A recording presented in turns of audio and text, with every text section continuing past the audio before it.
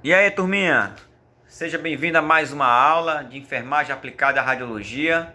Vamos dar continuidade aos nossos conteúdos de sinais vitais e hoje vamos falar sobre respiração, tá?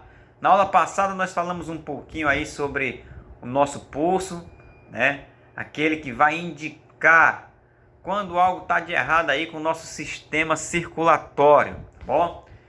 E falando um pouquinho sobre esse determinante de saúde, que é a respiração, ele é caracterizado pela entrada de oxigênio a partir do processo de inspiração e também pela eliminação de dióxido de carbono a partir do movimento de expiração. A principal finalidade dele é o que? É garantir as trocas gasosas, tá bom? Ou seja, sai, né, oxigênio, entra O2 e sai CO2 lá dos nossos pulmões. Então, toda vez que nós inspiramos, levamos oxigênio lá para os alvéolos pulmonar, como mostra aqui na imagem ao lado, tá bom? Então, o sistema circulatório, ele manda sangue lá para os pulmões a partir de um processo de difusão, que já falamos um pouquinho lá na anatomia e fisiologia. Sai CO2 e entra O2 para que possa retornar para o coração, átrio esquerdo, ventrículo esquerdo e depois ir para todos os nossos órgãos e tecidos, tá? Então nós temos aqui para se avaliar a respiração do paciente, é importante compreendermos um pouquinho sobre a anatomia e compreendermos dois processos, dois movimentos básicos que faz o paciente no processo de respiração, que é o movimento de inspiração e o movimento de expiração, tá? Na avaliação, nós avaliamos algumas características, como frequência, número de inspiração e expiração por minuto, em média é de 16 a 20 para pacientes adultos. Nós também avaliamos o caráter, né? O tipo de respiração, se é aquele tipo de respiração mais profunda ou é aquela respiração mais superficial. Mas espera aí, por que isso, professor? Quando o paciente, pessoal, tem uma respiração mais profunda ou então a respiração mais superficial, principalmente superficial, quer dizer que ele possa ter aí algum trauma nessa região, certo? Então ele tem uma dificuldade grande de realizar corretamente o grau de inspiração e expiração por minuto, né? Esse grau de elevação dessa região da cavidade abdominal e torácica dele. O ritmo, né? Onde nós vamos avaliar o intervalo dessas respirações, tá? Então vamos lá. Nós temos aqui alguns fatores que podem elevar, ou melhor dizendo, pode afetar aí na respiração. Algumas patologias, principalmente pacientes com pneumonia, né? Alguma doença do trato respiratório. A idade do paciente, né? Pode deixar a respiração um pouquinho diminuída, estresse e exercícios físicos, tá bom? Também pode elevar aí a nossa respiração. Consequentemente, ele também altera o nosso sistema circulatório. Falamos isso aí na aula passada, tá? Aí nós temos alguns parâmetros que nós devemos seguir na avaliação da respiração do paciente.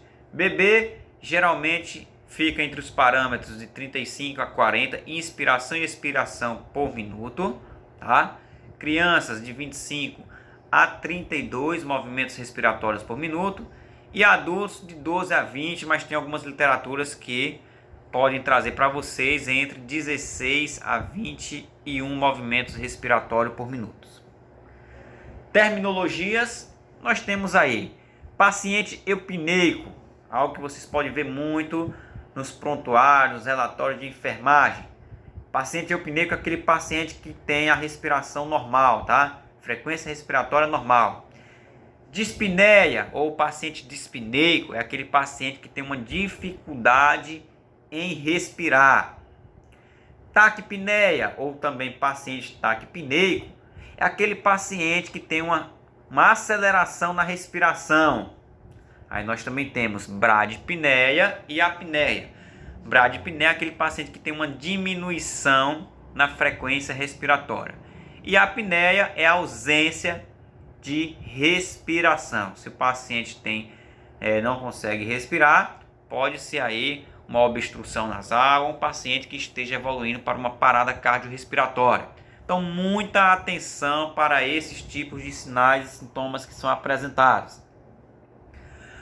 Qual a técnica para avaliar os movimentos respiratórios? Então, nós temos aí higienização das mãos. Nós devemos avaliar a expansividade torácica e também a simetria do paciente. O que é a simetria? É a forma do tórax do paciente. Aferir a respiração sem que o paciente perceba. Por quê? Porque se o paciente perceber que você está avaliando a respiração, ele pode mudar o ritmo e sempre utilizar um relógio analógico, um relógio digital para que você possa avaliar, tá bom? E aqui nós temos aqui o nosso quarto indicador de saúde, que é a pressão arterial. O que é a pressão arterial, professor? É aquela força que é exercida sobre as paredes das artérias a partir da pressão, né? Que é exercida a partir da pressão do sangue na parede das artérias também, tá? Aquele sangue que é impulsionado lá do nosso coração, tá bom? Esse sangue, pessoal, esse sangue é aquele sangue que sai lá do ventrículo esquerdo, né? Que é jogado, né, encaminhado para todos os nossos órgãos e tecidos. Então ele vem numa velocidade maior e vai dar também, além da frequência cardíaca, ele também vai dar o valor da nossa pressão arterial a partir aí dos batimentos realizados pelo esse sangue na parede das nossas artérias. E nós temos alguns padrões que nós devemos seguir para saber quando a nossa pressão ela está normal. Então, de acordo com os manuais do Ministério da Saúde, a pressão ela é normal quando nós temos ela em 120 por 80 milímetros de mercúrio. Ou seja, essa pressãozinha aqui, que é uma linguagem informal, a gente dita ela como 12 por 8. Então 12 por 8 é a mesma coisa de 120 por 80 milímetros de mercúrio, tá bom? Então é o valor de uma pressão normal, é um padrão. Ah, professor, peraí. Eu tenho um valor de pressão arterial 9 por 7, 10 por 7 ou 11 por 7. Ok. Isso aí, pessoal, é um valor fisiológico, é um valor exceção. Tem pessoas que vai relatar que a pressão geralmente é baixa, 11 por 7. Se você avaliar essa pressão e estiver 11 por 7, naquela pessoa que dita para você que a pressão geralmente é 11 por 7, para ela a pressão não está baixa, para ela a pressão está normal, é uma exceção, tá bom? Agora, quando o paciente costuma aferir a pressão e já está em 12 por 8, ou aquele paciente que não costuma aferir a pressão e está 12 por 8, para ela está normal. Agora, se o paciente ele tem uma pressão arterial de 12 por 8 e de repente você avalia está abaixo disso, isso quer dizer que a pressão está baixa. Acima de 12 por 8 ou de 120 por 80, isso quer dizer que a pressão está alta. Então vamos lá. Valor padrão 12 por 8 ou então 120 por 80. Tá bom? Até no máximo 130 por 80 milímetros de mercúrio, uma pressão 13 por 8. Também o Ministério ele dá como uma pressão normal, porém nós devemos já estar sob atenção.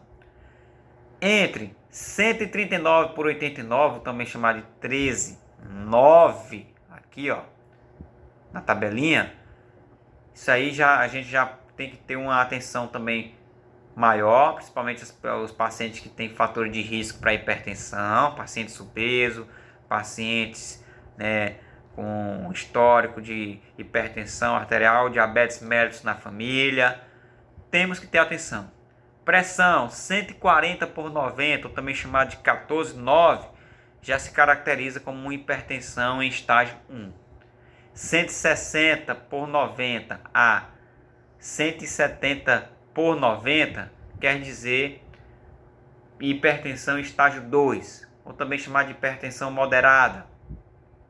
Hipertensão em estágio 3 é aquela com valor igual ou maior que 180 por 110 milímetros de mercúrio, também chamado de 18 por 9, tá bom? E aí a gente tem aquela hipertensão sistólica isolada, frequente encontrada em alguns pacientes hipertensos, aquelas que ficam sempre igual ou superior a 140, mas com a pressão diastólica 90. E aí nós temos aqui alguns fatores que podem alterar a nossa pressão arterial. Então a idade, né, geralmente pacientes, né, com idade maior, pacientes com 70, 60 anos, a parede das nossas artérias já estão mais dilatadas, mais rígidas, e a pressão ela tende a cair, tá bom? Medicamentos também exigem aí um grau de um aumento, né, de um esforço do sistema circulatório para a metabolização dos alimentos. Algumas patologias podem alterar a pressão, como no caso a hipertensão arterial. E alimentação, toda vez que alimentamos, nós também pode causar uma elevação na nossa pressão. E aqui nós temos alguns locais para aferição da pressão arterial, pessoal. Então, como a imagem mostra, nós temos aí duas regiões. Membros superiores, região do braço e região do antebraço, lá no punho. No braço, nós vamos avaliar aí a artéria braquial. No antebraço, nós vamos avaliar o valor da pressão arterial a partir da avaliação da nossa artéria radial. E nos membros inferiores, a partir da artéria tibial, nós vamos avaliar lá coxa femoral ou então na região aqui, né, próximo ao calcanhar, tá bom? Nós temos aqui também uma imagem bem interessante para mostrar para vocês. Nunca, jamais vão aferir a pressão do paciente no pescoço. Ah, professor, mas tem a artéria carotídea. Pode aferir? Não. A não ser que você goste muito da sua sogra, tá bom? Aí você pode avaliar a aferição da pressão no pescoço. Então, pessoal, nunca, jamais, tá? A gente realiza a aferição de pressão no pescoço. Apesar de ter o pulso carotídeo, esse pulso é apenas para se avaliar a frequência cardíaca e não a pressão. Quais são os aparelhos que nós utilizamos? Nós temos dois tipos, o manual e nós temos o aparelho digital. O aparelho manual ele é mais eficaz, tá bom, pessoal? Então é um instrumento mais utilizado, porém nessa época de pandemia a gente está utilizando muito o aparelho digital para manter uma maior distância do paciente. Porém, também é importante lembrar que o aparelho digital ele causa muita alteração nos valores. Alguns pacientes obesos, pacientes com hipertensão, pacientes que têm aí dispositivos no coração, ele causa uma alteração. E aí o aparelho não vai te dar um resultado tão fidedigno. Às vezes lá no aparelho vai dar que a pressão do paciente está 18/9, sendo que a pressão dele está normal. Então muito cuidado também ao se avaliar a pressão do paciente com dispositivos instalados no coração ou pacientes hipertensos. Sempre é bom você tirar a contraprova com o aparelho manual, tá bom? Então nós temos aí, né, o aparelho possui as olivas, que são aquelas borrachinhas que vamos realizar a ausculta, os extensores, né, o qual vamos conectar com as olivas e colocar no nosso canal auditivo. Aí nós temos o tubo que vai levar aí o nosso som, juntamente com o diafragma que vamos posicionar no ponto arterial para que a gente possa auscultar os sons de Corot-Crofts, né, para se dar o valor da pressão arterial, que é o famoso tuntar, tá bom? Então essa é a região, né, como mostra na imagem, região cubital, região articular do cotovelo, né, o esfigmomanômetro, que é esse aparelhozinho aqui, essa braçadeira que vamos colocar no braço do paciente, ele já vem indicando aqui, ó, o ponto arterial que vai ficar para baixo, e o diafragma é onde você vai posicionar para realizar a ausculta. Não se preocupe que vamos ter essa prática. Para se realizar o procedimento, sempre higienizar as mãos, explicar o procedimento ao paciente e certificar que o paciente não realizou nenhuma prática de exercício físico, não ingeriu algum tipo de alimento, café ou fumou até os 30 minutos antes, tá bom? Deve-se palpar sempre o pulso antes de inflar o manguito, tá bom? Depois, deixar o paciente de 5 a 10 minutos em um ambiente calmo, em uma temperatura agradável. E por fim, para finalizar os nossos indicadores de saúde, nós temos aqui o nível de dor. Essa aqui é uma tabelinha que a gente chama de EVA, tá bom? Essa tabelinha é chamada de escala visual analógica, onde a gente vai verificar o nível de dor do paciente. É muito utilizado em pacientes traumatizados e pouco utilizado na radiologia. Contudo, é importante ter essa escala para que você possa saber até onde vai o nível de dor do paciente e até onde vai o limite de movimento dos seus membros, principalmente aqueles membros traumatizados. Então a dor, ela vai estar sempre quando há uma pressão aí dos nossos nervos. E é muito comum a gente avaliar esses níveis em pacientes traumatizados. Azul, ou seja, paciente que relata um número de dor de 0 a 10, que ele relata 0, quer dizer que é um paciente que não tem dor. Entre 1 a 3 é um paciente que tem dor leve. Entre 4 a 6 é um paciente que tem uma dor moderada, onde já deve ter um limite de movimentos naquela região. E de 7 a 10 é um paciente com uma dor intensa, onde o limite é restrito, certo? Então, aqui nós finalizamos essa nossa terceira aula da disciplina de enfermagem aplicada à radiologia. Na próxima aula nós vamos falar um pouquinho sobre exame físico do paciente. Então, se prepare que vem muita coisa boa aí. Até mais, pessoal.